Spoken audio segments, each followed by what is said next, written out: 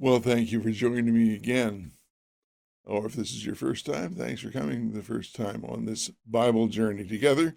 This week we're studying Joseph, Master of Dreams.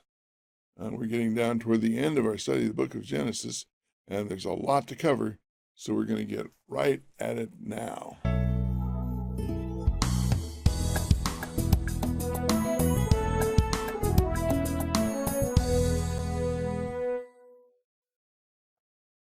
As we've said before, because this is Genesis and is the beginning of everything, there's a lot of significance, and just like several of the lessons before, we have four key concepts here. By the way, if you enjoy these, please press the like button. It lets other people know that it's something worth watching. Lets YouTube know that as well. And if you want to be notified every time a new video comes out, hit the subscribe button as well. We have over 400 now. I want to thank you for that, and we're hoping to get upwards of 1,000. Anyway, let's go with our lesson today.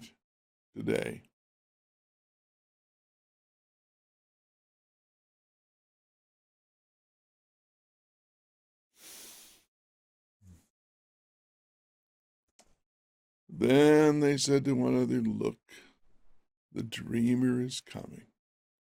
Didn't take long for them to be very hostile to their brother, and let's face it, he was probably the most tactful, talking about the dreams that he'd had. Even his own father became somewhat upset about the whole thing. But as I look at it, I think that Joseph was basically just innocent and trying to figure out what was going on. I had this dream, and here's what happened in it. And he didn't foresee the reaction that his brothers would have. But that's not all that uncommon anyway.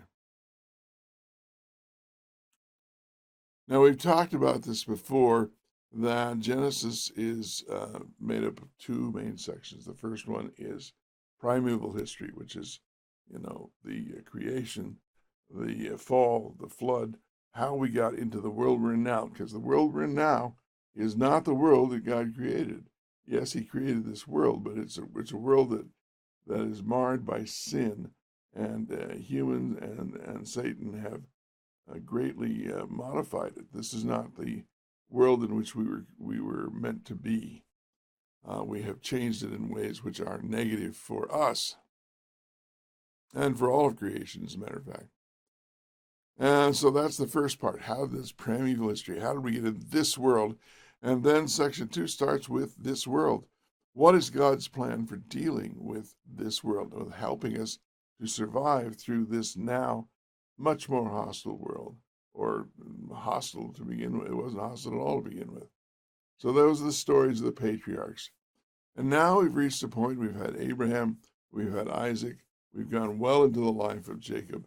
And the rest of the book is going to be a very interesting title, because we're now in the stories of the patriarch.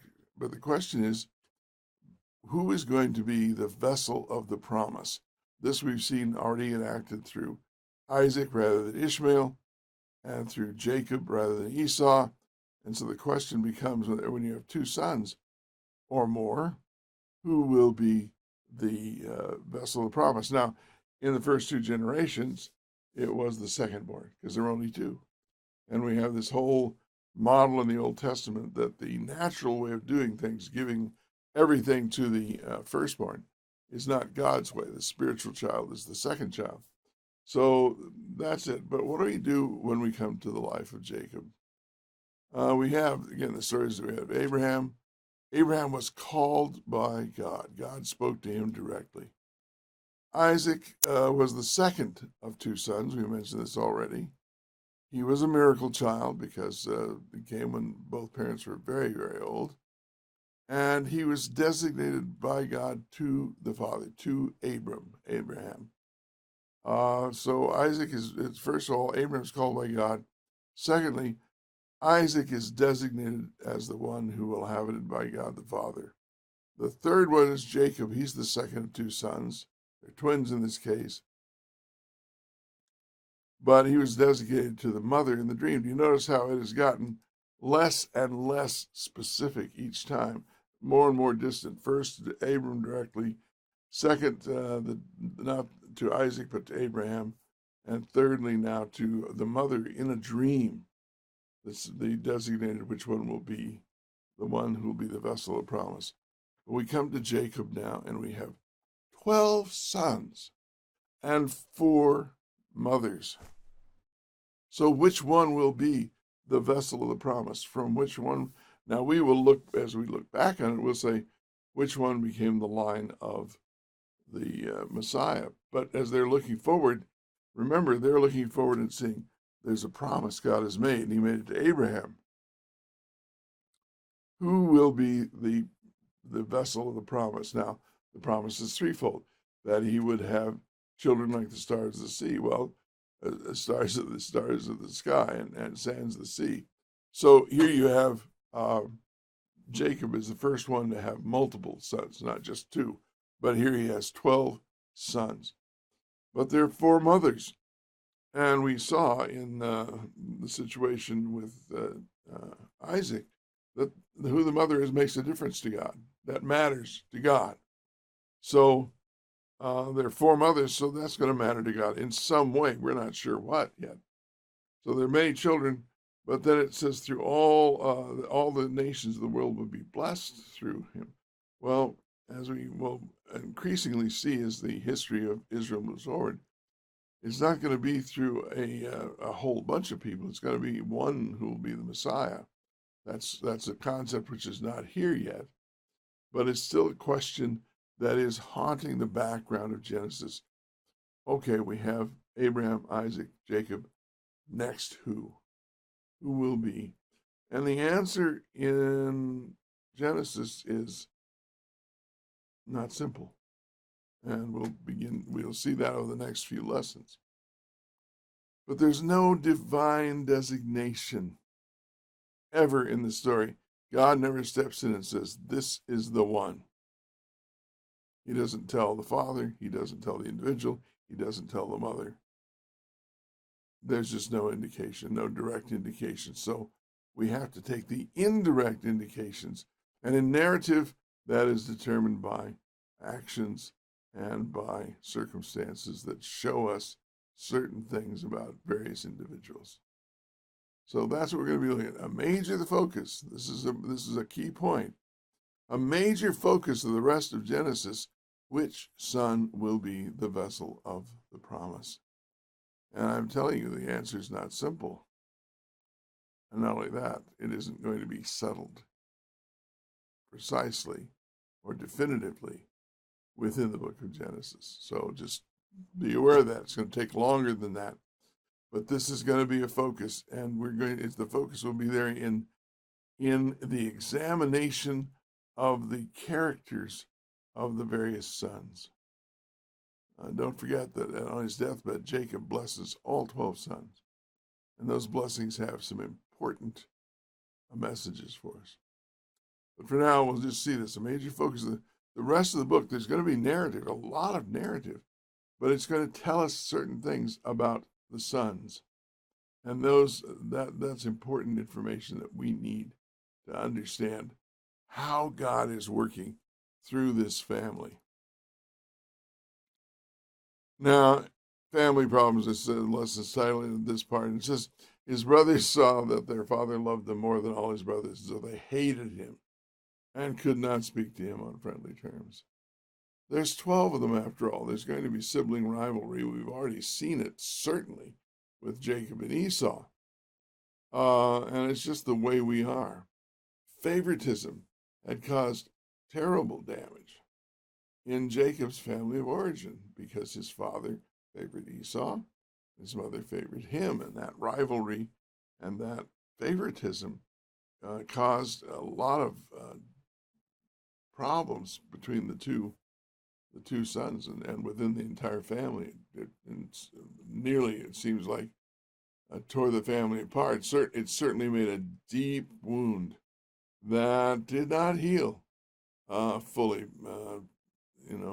Rebecca dies and never sees her son again. There's some terrible things that happen because of this family problem.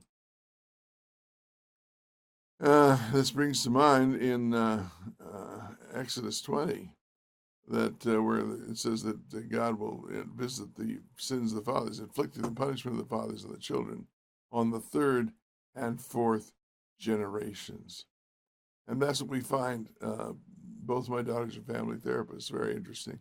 And this is something that we find is that dysfunctions usually persist for 3 or 4 generations. And after that, they are either cured or they're modified. And most often they're modified because curing and dealing with these things is not something that humans like to do. And so we're going to see that this is happening in the 3rd and 4th generation, this favoritism. Uh, so the problem here is severe, and it's going to be demonstrated. And here's another key point, and that is we transmit our legacy to the next generation every day. We think we're not particularly good, right? And we'll hear this, and sometimes I even say this, we're not particularly good at transmitting our religion to the next generation. But the correct answer is that we're far too good. We're actually quite good at transmitting our religion. The problem is we don't always realize what our religion is. If our religion is money, that will be transmitted to the next generation. If our religion is legalism, that will be transmitted to the next generation. And so we need to understand this is why, despite the fact that Jacob had suffered so terribly from favoritism, he nevertheless falls into the trap. He's that model of fathering that he had is a model that he has a hard time breaking away from. All of us do. All of us do. The model of boys tend to model their fathers, or the most important man in their lives. Women tend to model their mothers as in their mothering. Now, it's not absolute, and sometimes that modeling is we try to rebel and do the opposite. But generally speaking, we end up being the kind of husband and father our husbands and fathers were, the wife and mother that our wives and mothers were. So it's important to see that we're transmitting that heritage every day. And it's something that really is important because it shows up throughout Scripture. We'll see this again and again and again, even though the father or the mother may be someone who's quite righteous personally, their fathering or mothering technique may be so flawed that it causes difficulty. The prime example of this is Samuel, who is essentially fathered by Eli, and Samuel's sons have exactly the same kind of behavior problems that Eli's sons did. So this is something to keep in mind. That can be changed, of course, but it has to be conscious, and it's not easy. Then we come to the question, the story of Judah and Tamar. We've already talked about briefly. We're not going to go because there's so much to cover in so little time here. That is to say, the episode of Tamar and Judah. Now, before that, we've had the dreams. We mentioned that briefly. Now we're going to go to Judah and Tamar because this is a strange thing. And some people, many scholars, in fact, think that the Judah and Tamar story doesn't belong here.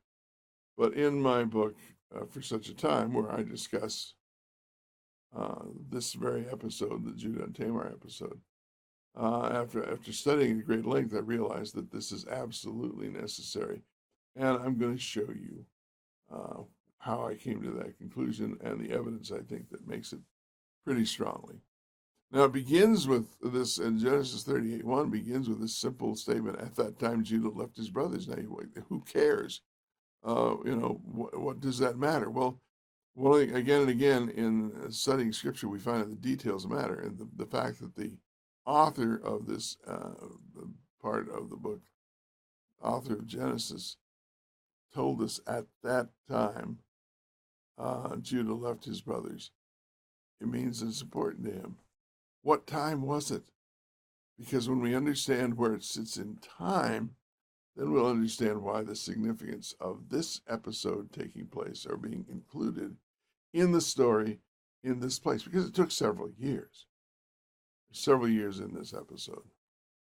And here we are, right after selling Joseph into slavery. The chapter before is the one where Joseph comes and they want to kill him. And Judah rather is the one who says, let's sell him instead.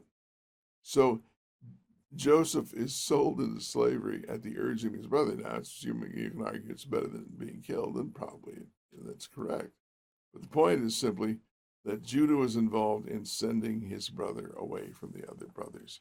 And as soon as that happens, then, as soon as that story is over, because the last thing we saw in chapter 37 was Joseph being taken into this foreign land. As soon as that happens, now we're told about Judah leaving his brothers. Why does he tell us? Why does the author tell us that Judah left his brothers? And that is, the author wants to show us how each of these brothers operates by himself. That is, Joseph and Judah, because each of them is going to be operating separated from the others. Joseph, because he's going to be a slave in Egypt, and Judah, because he leaves his brothers. Again, and this is a key understanding of this whole lesson, because the Tamar story takes up so much narrative here. You wonder, why are they suddenly talking about this? Well, the narrative contrasts and compares the characters of Joseph and Judah by isolating them and examining their behavior in these isolated situations. We can see the character of each. So there's your another key. I'd say there are a lot of keys in these lessons. And again, the question is the royal line. Who is going to have the royal line? Now, there obviously we don't know that there's going to be a king at this point in the narrative. Nevertheless, we're preparing for who is going to be the vessel of the promise, and that will eventually mean who will be the royal line, and that will have to come somehow in the form of a firstborn or something. Some one of these sons is going to be the progenitor of the Messiah, is going to be the one through whom the promise is most directly fulfilled. And of course, since Jesus is the most direct fulfillment, it has to do with which one will be the line of the Jesus again. They don't know it at the time, but they do know that it's important that one son, that there has to be a vessel through whom the promise can be fulfilled. And the problem is that Reuben has already disqualified himself, and he will do so again. He will do so again. Reuben really messes up in this whole thing. Simeon and Levi, they have disqualified themselves because of the slaughter at Shechem. So there's your first three. The first three sons have disqualified them. Their characters are fatally flawed, one might say. They will all have tribes, although the Levites will have no land. But they will not be the leaders. They will not be the ones through the vessels of the promise. They will not be the ones through whom the promise is fulfilled directly. And that leaves several Judah's the next one in line in terms of the sons of Leah, but there's also Dan, who is the son of her handmaid, and there's Gad, who is the firstborn of Rachel's handmaid, and then there is Joseph. So there are four possible candidates for the one through whom this promise will be most directly fulfilled. We talked about this. The narrative contrasts and compares the characters of Joseph and Judah. And so we're going to look at this because really the two do. There's more here than one would immediately notice. At least there was for me. It took me some study to recognize that what's happening with Judah and what's happening with Joseph as they are isolated from the brothers is in some ways parallel. And it demonstrates the differences in the two men. Now, Judah is a free man and Joseph is a slave. So there's that. Judah, we're told, left his brothers. That was how this whole thing began, this episode. Joseph was sold away from his brothers by Judah. There's a link between these two. Judah, then, we're told in the issue with Tamar, he sees this prostitute on the road. And if he does not approach her, nothing happens. So he's presented with a sexual opportunity. And, well, we'll look at that. But Joseph also, because in the next chapter, after the Tamar incident, Joseph will be confronted by Potiphar's wife, and she's going to offer herself sexually to him. So both men, isolated from the brothers, are presented with a sexual opportunity. And what happens? Judah indulges. He's the one who, again, if he doesn't take the initiative and go to this prostitute, she can't really go to him. But he goes to her and negotiates for her services. Well, Joseph, in the same situation, abstains. And he does so even when there's a penalty for doing it. She comes to him, and when, because she's the master's wife, if she says that he was the aggressor, he can be put to death. He wasn't, which probably tells you that Potiphar knew that his wife was not the most faithful. But in any case, that's what happens, is that she offers herself. Joseph says, I can't do this thing. And then she accuses him, and as a result, he's thrown into prison. So you see that even though the incentives are radically different, when the brothers are separated, Judah behaves in one way, and Joseph behaves in another way. And Judah is shown to be neglectful through this whole episode. He is responsible for Tamar because of the way laws worked. A woman's security in her old age was a matter of having a son or sons, to have a man, someone to take care of her. And so it was important that she be allowed to have children, and they would be raised up in the name of the first son. But after he loses two sons, the first one and the second one, Judah is worried about his legacy. Obviously, there's one son left, and he doesn't want, to lose that. His name won't live on, and so he's neglectful. He doesn't do what he ought to do, and that's why Tamar is forced to do what she does. But Joseph, the reason he became this major player in the whole thing to begin with is because he's faithful. He's faithful in all that he does. And so here are the two candidates, because now I mentioned Dan and Gad there, but they are the sons of the handmaids. The sons of the true wives that are still eligible are Judah and Joseph. And we shall see over the long period how this begins to work out. But notice that these two characters, because they are contrasted literally, one chapter, next chapter, this can't simply be by accident. The author wants us to see these two as comparison. Here's the difference between these two men. And although at the beginning it is entirely in Joseph's favor, we're going to see a character development in Judah, because he's going to figure prominently in a couple of more episodes before the end of the book of Genesis. And that's the point when I said that a major focus for the rest of the entire book is to compare these two characters and to see, is either one going to be of the quality of the worth, or are they simply going to receive the promise out of grace, or maybe it's somebody else.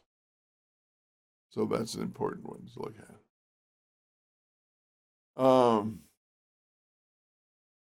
Then we come to the dreams of Pharaoh. And Joseph became known as the interpreter of dreams. And when Pharaoh has this dream, because Joseph has interpreted the dreams of the butler and the baker in prison, he has this reputation. So Pharaoh says, well, tell me what my dream means. And Joseph understands this. I cannot do it, he replied to Pharaoh, but God will give Pharaoh the answer he desires. He knows, Joseph knows, that human beings can't interpret dreams.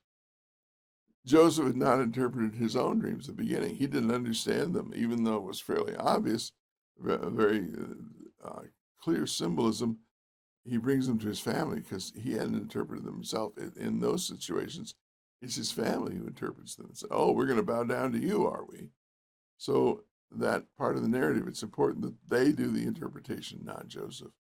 So Joseph was not an interpreter of dreams in the way we think of it, but he was submitted to God and God used him. God gives him the interpretation of dreams for the butler, for the baker, and for Pharaoh.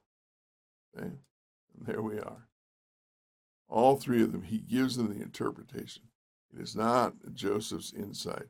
It is God's thing that is helping him. And this is another key point, and that is it is God who interprets dreams, not any man. Now, Joseph, as I mentioned before, when we did the study of Daniel, this whole thing of the Joseph and interpreting dreams is a model for the story of Daniel, which comes later. Because Daniel will go through the same thing. He'll be a captive of a foreign king, and he will end up interpreting dreams.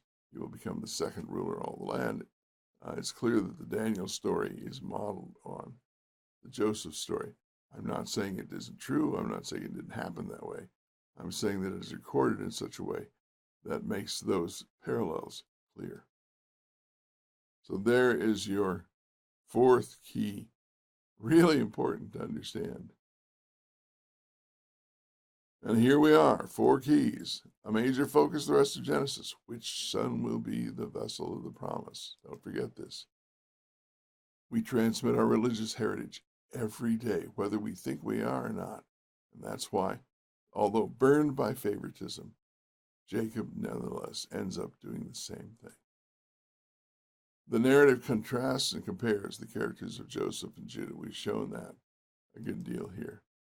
And finally, it is God who interprets dreams, not any man. Dreams will become important later in Scripture.